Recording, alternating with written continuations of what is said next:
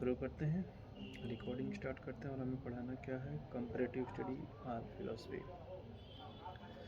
नमस्कार साथियों, शिक्षा शास्त्र की एक और क्लास में आप सभी का स्वागत करता हूं। मेरा नाम है अनिकेत। चैनल पर जितने भी लोग नए हैं चैनल को जरूर लाइक सब्सक्राइब शेयर करें, क्योंकि इस पर शिक्षा शास्त्र विशेष टॉपिक अपडेट होता रहता है।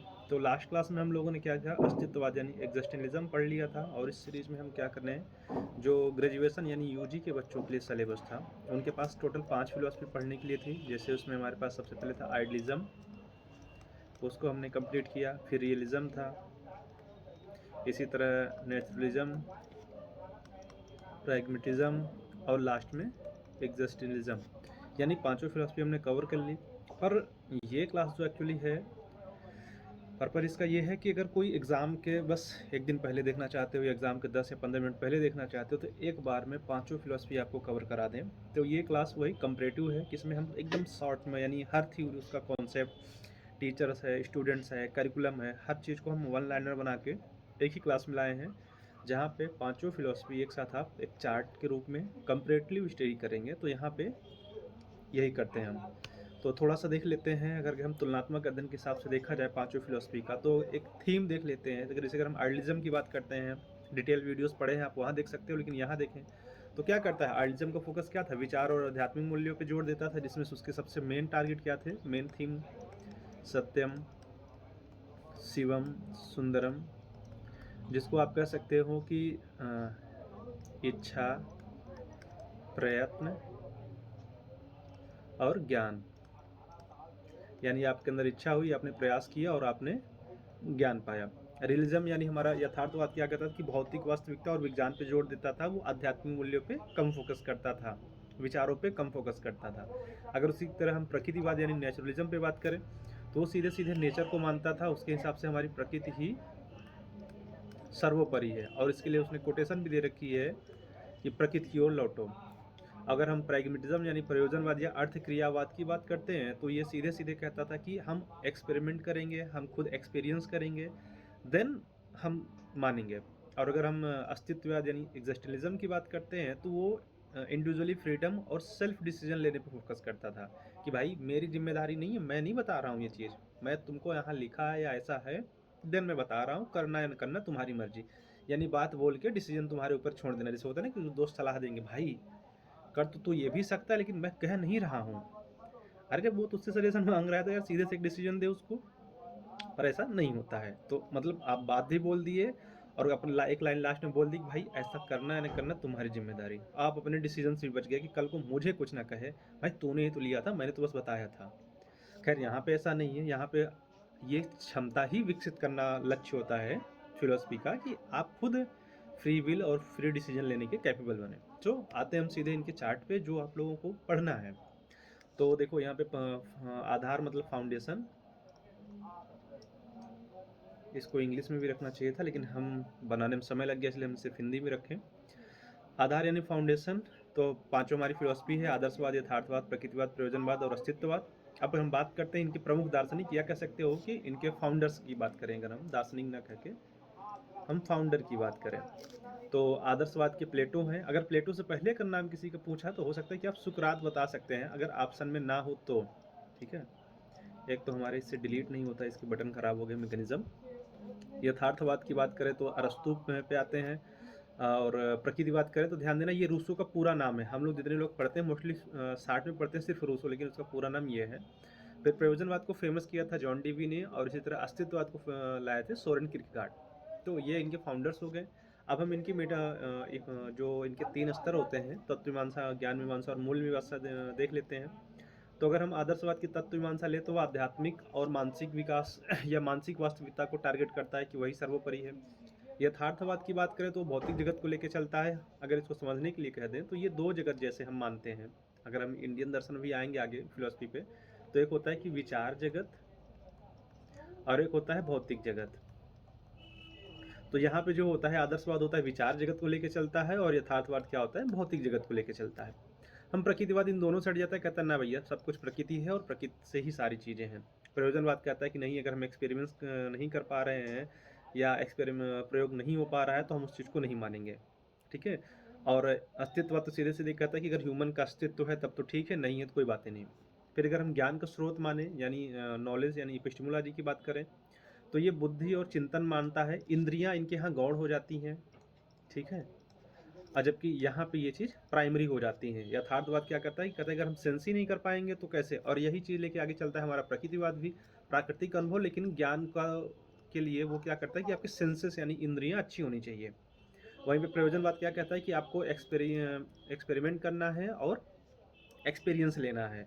और जबकि अस्तित्ववाद क्या करता है, ज्ञान पाने के लिए क्या कहता है कि आपका व्यक्तिगत अनुभव, आप किसी चीज़ को कैसे लेते हैं ये आप पे डिपेंड करता है, ठीक? फिर हम अगर मूल्य मीमांसा की बात करें एक्सियोलॉजी, तो ये अपने शाश्वत और स्थायी मूल्यों को मानता है, उसमें कोई बदलाव नहीं करता है, कहता है जो चले आ रहे हैं इनके लिए है, honesty is the best policy. यथार्थवाद क्या कहता है कि प्राकृतिक एवं सामाजिक मूल्य को लेके चलता है, प्रकृति से भी जुड़ा होता है और सोशल को भी, जबकि प्रकृतिवाद सीधे प्राकृतिक मूल्य है कि आप जैसा करेंगे वैसा प्रकृति आपको दंड देगी, अच्छा करेंगे तो रिवार्ड भी देगी, गलत करेंगे तो पनिशमेंट भी मिलेगा। प्रयोजनवाद क्या कहता है कि उपयोगिता आधारित, अगर आपके लिए उपयोगी है तो ठीक है, नहीं तो जाने दीजिए। जबकि अगर हम अस्तित्ववाद की बात करें तो वो व्यक्तिगत और आत्मनिर्धारित मूल्य की बात करता है, ये एकदम इंडिविजुअलाइज हो जाता है यहाँ पे, ठीक? तो ये हो गए इनके तीनों मीमांसाएं। अब हम बात करते हैं एम ऑफ एजुकेशन की। तो आइडियलिज्म जो क्या कहता था, आपका चरित्र निर्माण और सोल डेवलपमेंट की बात करता था, यानी कह सकते हैं अगर आपके कैरेक्टर डेवलपमेंट, एक तरह से आपको ये प्योर मोरल पर्सन बनाना चाहता है। रियलिज्म क्या कहता था कि वास्तविक जीवन के ज्ञान का विकास करना, यानी कि सोसाइटी रियलिटी में रहना।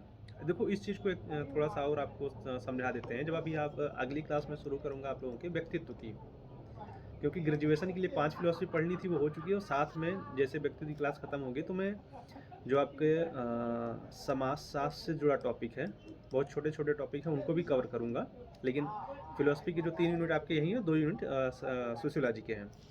इसको ऐसे मान लो, साइको में भी आप एक थ्योरी पढ़ेंगे, थोड़ा सा यहाँ हिंट दे देता हूँ, नाम है उनका फ्रायड, ठीक है? फ्रायड का आप पढ़ेंगे, व्यक्तित्व की एक थ्योरी पढ़ेंगे, तो उसके पास 3 कॉन्सेप्ट होते हैं, ईड, ईगो और सुपर ईगो, ठीक है?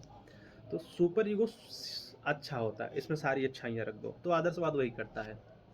ये क्या है, वास्तविक जीवन के ज्ञान का विकास, तो ये होता है ईगो, बैलेंस बनाने का काम करता है, ठीक है? तो इसको यहाँ पे रख सकते हो, ये कोरिलेट करने के लिए आपको बताया जा रहा है कि अगर आप कोई चीज़ पढ़ते हैं तो कोरिलेट करके पढ़ेंगे तो ज़्यादा बेहतर होगा।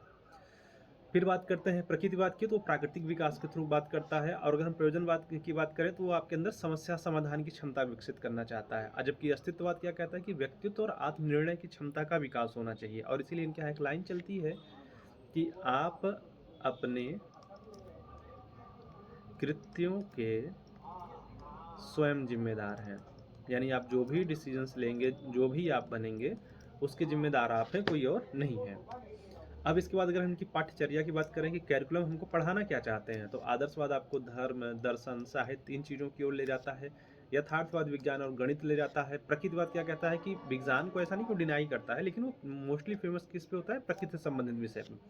प्रयोजनवाद भी साइंस को लेके चलता है, लेकिन एक चीज़ ये भी साथ में कहता है कि अगर आप अनुभव कर पाते हैं देन ज़्यादा बेहतर है। और अगर हम अस्तित्ववाद बात करें तो वो मानविकी विषय, ह्यूमैनिटीज़ की ओर ले जाता है, क्योंकि वो हमें जिंदा देखना चाहता है। अगर हम देखें कि रोल ऑफ टीचर का क्या रोल है, तो यहाँ पे जो टीचर है वो सर्वे सर्वा होता है। टीचर ओरिएंटेड दर्शन अगर हम कहें फिलोसफी है, तो वो सिर्फ इकलौती आदर्शवाद है। आदर्श शिक्षक और मार्गदर्शक होता है। लेकिन अगर हम यही बात यथार्थवाद में कहें, तो यथार्थवाद में जो शिक्षक होता है विशेषज्ञ होता है, और यहाँ पे इसकी भूमिका थोड़ी आदर्शवाद की अगर हम तुलना करते हैं कि जो शिक्षक एकदम टॉप पे बैठा है, यहाँ पे थोड़ा डाउन होता है, तो वो थोड़ा नीचे आ जाता है यहाँ पे। और यहाँ पे ही पहले होता है कि टीचर को ट्रेनिंग दी जानी चाहिए, और एटलीस्ट कहते हैं यथार्थवादी कि टीचर कम से कम 2 सब्जेक्ट का नॉलेज रखना चाहिए। और अगर हम प्रकृति की बात करें तो यहाँ तो शिक्षक को एकदम ही कह सकते हो कि गायब कर दिया बेचारे को, हस्तक्षेप ही नहीं करने देता। वो कहता है कि बस तुम बेसिक मतलब बच्चे के ग्रो होने की जो जो चीज़ें चाहिए सिर्फ वो दोगे। जैसे अगर एग्जाम्पल देंगे, पौधे को डेवलपमेंट के लिए क्या चाहिए, खाद चाहिए, ज़मीन चाहिए और पानी चाहिए। तो बस तुम उतना दे के बच्चा चाहे जिस पेड़ पौधा जिस गति से बढ़ना चाहे आप बढ़ने देंगे, आप कोई इंटरफेरेंस नहीं करेंगे। तो उसी तरह यहाँ पे भी प्रकृतिवाद में शिक्षक का रोल कह सकते हो एकदम कम हो जाता है, या वो सिर्फ पर्दे के पीछे रह जाता है। फिर प्रयोजनवाद में भी मार्गदर्शक और सहायक यानी ठीक ठाक सिचुएशन पे आ जाता है, यानी यहाँ से सुधरता है। और अस्तित्ववाद में क्या होता है कि वो मोटिवेट करेगा और सहयोग कोऑपरेट करेगा। मतलब अगर सबसे अच्छी स्थिति शिक्षक की कहीं है तो वो आदर्शवाद में है, और सबसे निकृष्ट की कहीं स्थिति है तो वो प्रकृतिवाद में है। ध्यान देना है कि एक तरफ अगर टॉप में है तो आदर्शवाद आ जाएगा, डाउनफॉल में है तो सीधे समझ जाना कि वो सवाल आया है आपसे प्रकृतिवाद से। अब अगर यहाँ पे हम एज अ स्टूडेंट की बात करें तो यहाँ पे सिर्फ उसको पैसिव लर्नर, ज्ञान ग्रहण करने वाला माना है कि शिक्षक जो बोलता जाए उसे तुमको सीखना है, समझना है, ठीक है। यथार्थवाद में क्या होता है कि एक्सपीरियंस पे आ जाते हैं, प्ले मेथड जैसी चीज़ों को यूज करने लग जाते हैं। प्रकृतिवाद क्या कहता है कि फ्री विल और नेचुरल तरीके से सीखने पे बल दे देता है।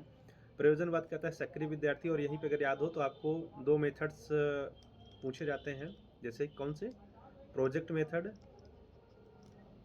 और एक आपके साइंटिफिक मेथड। और यहाँ पे क्या है कि वही बच्चा हमारा क्या हो, फ्री विल यानी फ्री डिसीजन लेने की कैपेसिटी रखने वाला। तो ये हम बच्चे से उम्मीद करते हैं। और इसके बाद अगर करें अनुशासन की, तो आदर्शवाद में क्या है, काफ़ी कठोर और अनुशासन है और मोरल से युक्त है यानी नैतिक है।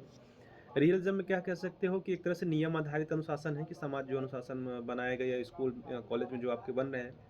प्रकृतिवाद का अनुशासन यहाँ थोड़ा स्वच्छंद है, क्योंकि ये मानता है कि जो अनुशासन है वो प्रकृति ही दंडित करेगी। तो कई बार इसके नेगेटिव पॉइंट हो जाते हैं, जैसे एग्जांपल मैंने क्लास में दे भी रखा था कि बच्चा मोमबत्ती जल रही है, वो छूने जा रहा है और आप मना नहीं करते, तो हो सकता है मोमबत्ती से आग लग जाए, वो खुद ज़्यादा घायल हो जाए, गंभीर रूप से जल जाए, और आप छोड़ देते कि नहीं, अगर वो छुएगा जल जाएगा। हो सकता है कि वो सिर्फ एक उंगली टच करे तो हो सकता है उसे हल्की सी लौ लगे या जल जाए, तब तो वो दूर रहेगा। इन केस उसने अपने ऊपर गिरा ली, कपड़ों पे गिरा ली, तो चांसेस क्या हो जाता है कि वो गंभीर रूप से घायल हो सकते हैं। और एक दार्शनिक है हक्सले ने उसका इस तरह प्रकृति के जो अनुशासन है इसका विरोध किया, इन लोगों ने भी किया है कि इस तरह अनुशासन नहीं दिया जा सकता।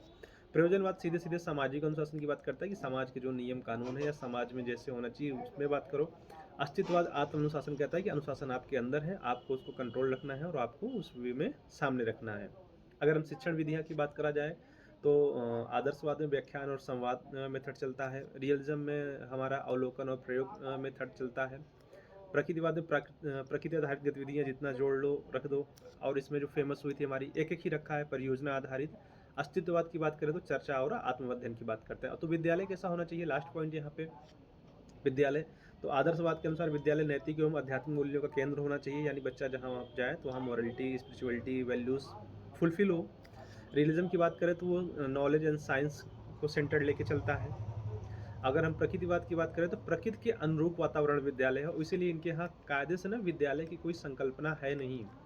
ये मानते हैं कि प्रकृति की गोद, ये कोटेशन भी है, ध्यान देना, सर्वोत्तम विद्यालय है।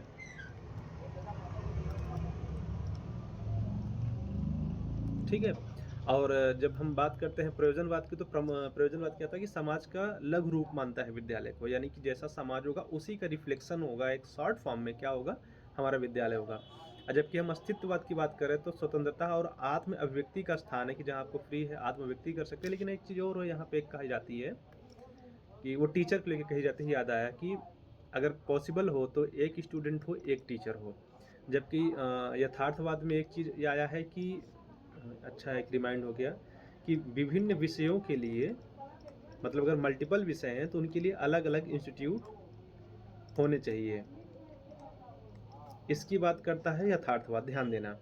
और एक शिक्षक और एक छात्र की अनुपात की कोशिश करता है कि बात रखने वाला हमारा कौन सा विद्यालय हो जाता है, अस्तित्ववाद। चलो देखो, जितने पॉइंट थे उन सबको एक साथ रख दिया गया है। यही आपके पॉइंट्स भी पढ़ने होते हैं। अब ये तब काम आएगा कि जैसे यहाँ पे भाई पांचों का हमने एक एक लाइन में बना दिया, और ये कब क्लास तब आपके काम आएगी जब आप पांचों फिलोसफी यानी हम आदर्शवाद से शुरू करते हैं, तो आपने आदर्शवाद के जितने भी पॉइंट हैं, जैसे अगर हम मान लेते हैं पॉइंट गिनना शुरू करते हैं, तो सबसे पहले इसकी सिंपल परिभाषा कि आदर्शवाद है क्या, ठीक, मीनिंग आपको अर्थ पता हो, या कह सकते हो परिभाषा या अर्थ आपको पता है। इसके बाद आ जाती हैं इसकी मीमांसाएं जो हमारे पास 3 हैं, जिसमें से ये हर दर्शन में आपको मिलेगा। तत्व मीमांसा हो गया, ज्ञान मीमांसा हो गया, मूल्य मीमांसा हो गया, ये हो गया। फिर इनके कुछ बेसिक प्रिंसिपल होते हैं जो मैंने बहुत रेल कम बताए, और यहाँ मैंने रखा भी नहीं है, कुछ सिद्धांत हर दर्शन के हैं। ये हो गया आपका 5वां पॉइंट। इसके बाद अब आपको क्या पढ़ना है कि शिक्षा के इनके उद्देश्य क्या हैं। भाई अगर ये एजुकेशन में आएंगे तो इनका पर्पज क्या है, उद्देश्य हो गया। फिर उस उद्देश्य को फुलफिल किसके द्वारा कराएंगे आप, शिक्षक के द्वारा। तो शिक्षक कैसा होगा, अब वो शिक्षक कैसे करेगा, तो उसके पास कोई पाठ्यचर्या होगी वो पाठ्यचर्या कहाँ लागू करेगा? किसी न किसी विद्यालय में, किसी एक स्थान पे होगा। किन पे लागू होगी? कोई न कोई आपके पास छात्र होंगे और वो छात्र को कंट्रोल कैसे करेगा? किसी न किसी अनुशासन के माध्यम से। और वो पढ़ाएगा तो उसके लिए कोई न कोई प्रॉपर शिक्षण विधि तो होनी चाहिए। तो ये मेथड, इतनी पॉइंट्स होते हैं और मैंने अपने हर क्लास में जो डिटेल में वीडियो है इन्हीं टॉपिक्स को कवर किया और कहा भी है कि अगर ये टॉपिक्स कोई भी क्लास आप किसी का भी देख रहे हैं, अगर ये सारे टॉपिक्स कवर कराता है और इसके बाद मेरिट और डीमेरिट तो चलो अपनी जगह पे है, लेकिन इतनी चीज़ें इम्पोर्टेंट हैं। अगर इतनी चीज़ें किसी भी क्लास में मिल रही हो, चाहे मेरी क्लास हो, किसी की भी हो, तब देखना, तब वो प्रॉपर आपके लिए हेल्पफुल होगा। और ये सेम चीज़ हर फिलॉसफी में वेस्टर्न में लागू होगा, चाहे आदर्शवाद पढ़िए, यथार्थवाद पढ़िए, ठीक है, प्रकृतिवाद पढ़िए, और इसके बाद कौन सा है आपका प्रयोजनवाद। प्रयोजनवाद के बाद लास्ट में आपका अस्तित्ववाद। देखो, अब यूजी के एग्ज़ाम के लिए ये 5 फिलॉसफी है वो सफिशिएंट है, आपकी पूरी हो गई। 2 फिलॉसफी आपकी और बचती हैं, मानवतावाद और मार्क्सवाद। तो ये मैं किसी दिन क्लास में कंप्लीट करा दूंगा। अब इसके बाद आ जाता है समाजशास्त्र से कुछ टॉपिक हैं आपके पास, जिनमें कवर कराना है किसकी, वही मीनिंग।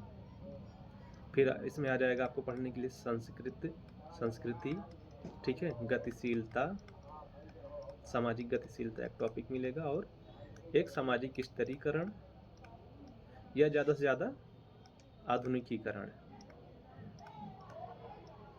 ये वर्क नहीं कर रहा है या मैं तेज़ लिख रहा हूँ, ये स्लो है। तो इतने टॉपिक्स पढ़ने रहेंगे, तो मतलब इतने टॉपिक है, मुश्किल से 5-6 दिन की क्लास है। अब इसके बाद जो लेंदी है आपका, वो पेपर 2 है, जिसमें से अभी हमने ज़्यादा चीज़ें नहीं कवर की है, सिर्फ अधिगम की थ्योरी पढ़ाई है आपको, और अधिगम के बाद हमने पढ़ाई है आपको बुद्धि यानी इंटेलिजेंसी की थ्योरी। अब अगली क्लास जो शुरू होगी उसमें हम पढ़ाएंगे आपको व्यक्तित्व, जिसका मैंने आज क्लास में थोड़ा सा हिंट दिया है, यानी पर्सनालिटी पे हम बात करेंगे। सो क्लास तो हम यही रैप अप कर रहे हैं, लेकिन जितने भी लोग इसको देख रहे हो चैनल को ज़रूर लाइक सब्सक्राइब शेयर करो, और ज़्यादा से ज़्यादा शेयर करो। एक अंगूठा चाहिए आपका सपोर्ट क्लिक करने के लिए। डेटा फ्री का मिल रहा है, रिचार्ज फ्री का करा नहीं करा, सॉरी वो तो पैसे लगा रहे हो, पर वो डेटा पूरा यूज़ नहीं कर रहे हो तो थोड़ा सा यहाँ यूज कर लो पढ़ने के लिए, एग्ज़ाम टाइम ही कर लो, लेकिन अच्छे से पढ़ लो। सो जल्दी से लाइक सब्सक्राइब शेयर कर दो, और मिलते हैं आप लोगों से नेक्स्ट क्लास में। तब तक के लिए थैंक यू।